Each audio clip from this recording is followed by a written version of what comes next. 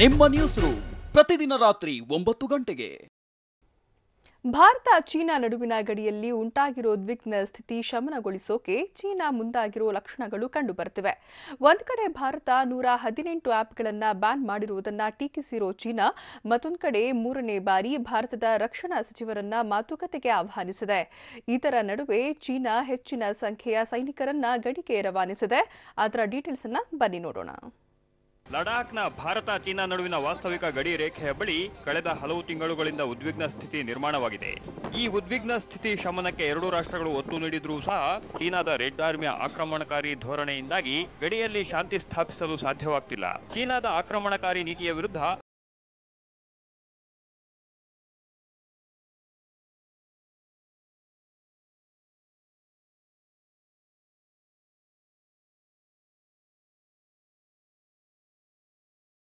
ಒಟ್ಟಾರೆ ಪರಿಣಾಮವಾಗಿ ಚೀನಾ ಮೃದು ಧೋರಣೆ ಅನುಸರಿಸಲು ಮುಂದಾಗಿರುವ ಲಕ್ಷಣಗಳು ಕಂಡುಬರುತ್ತಿವೆ.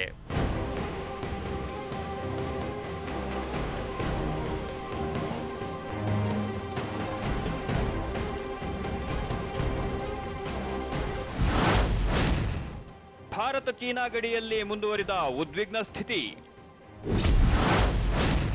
ಟಾಗೋರ್ ಯೋಗ ನಮಗೆ ಓಕೆ, ಆಪ್ಗಳು ಬ್ಯಾನ್ ಏಕೆ? ಲಡಾಖ್ನಲ್ಲಿರೋ ಪ್ಯಾಂಗ್ಯಾಂಗ್ ತ್ಸೋ ಸರೋವರದ ಸುತ್ತಮುತ್ತ ಭಾರತ ಮತ್ತು ಚೀನಾ ಎರಡು ಹೆಚ್ಚಿನ ಸೈನಿಕರನ್ನ ನಿಯೋಜಿಸಿವೆ. ಅದರಲ್ಲೂ ಚೀನಾ ಸೇನೆ ಎಚ್ಚೆತ್ತುಕೊಳ್ಳುವಷ್ಟರಲ್ಲಿ ಭಾರತೀಯ ಸೈನಿಕರು ಗಡಿಯಲ್ಲಿನ ಅತ್ಯಂತ ಪ್ರಮುಖ ಸ್ಥಳಗಳನ್ನ ತಮ್ಮ ವಶಕ್ಕೆ ಪಡೆದುಕೊಂಡಿದ್ದಾರೆ.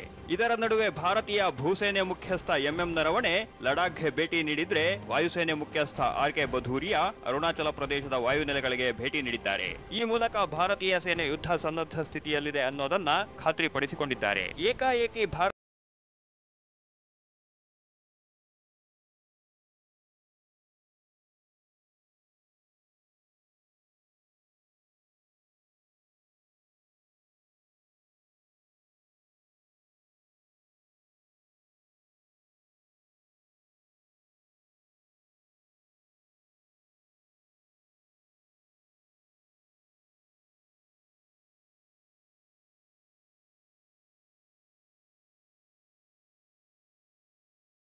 ಇದೆ.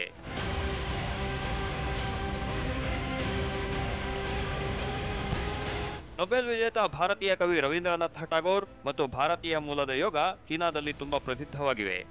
ನಾವು ಇದನ್ನು ಒಪ್ಪಿಕೊಳ್ಳುತ್ತಿದ್ದೇವೆ. ಆದರೆ ಭಾರತ ಮಾತ್ರ ಚೀನಾ ಮೂಲದ 118 ಆ್ಯಪ್ಗಳನ್ನ ನಿಷೇಧಿಸಿರುವುದು ಸರಿಯಲ್ಲ ಅಂತ ಚೀನಾ ಖ್ಯಾತೆ ತೆಗೆದಿದೆ. ಭಾರತೀಯರು ದೂರದೃಷ್ಟಿಯನ್ನ ಹೊಂದಿದರೆ ಒಳ್ಳೆಯದು ಅಂತ ಬಾಯಿಗೆ ಬಂದಿದ್ದನ್ನ ಬಡಬಡಿಸಿದೆ.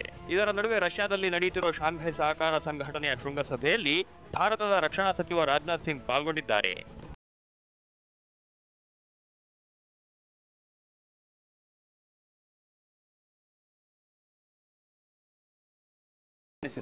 ಆದರೆ ಇದಕ್ಕೆ ಭಾರತ ಸಕಾರಾತ್ಮಕವಾಗಿ ಸ್ಪಂದಿಸಿಲ್ಲ.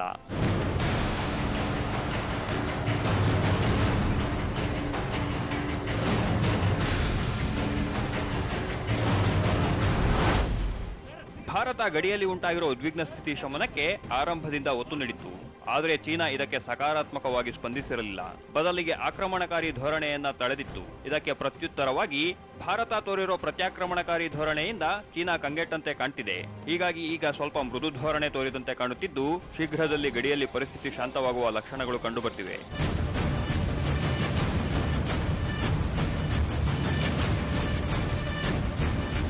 Bureau report, TV9. ಇನ್ಸೈಡ್ ಸುದ್ದಿ ಸೋಮವಾರದಿಂದ ಶನಿವಾರ ಸಂಜೆ 7 ಗಂಟೆಗೆ TV9ನಲ್ಲಿ ಮಾತ್ರ.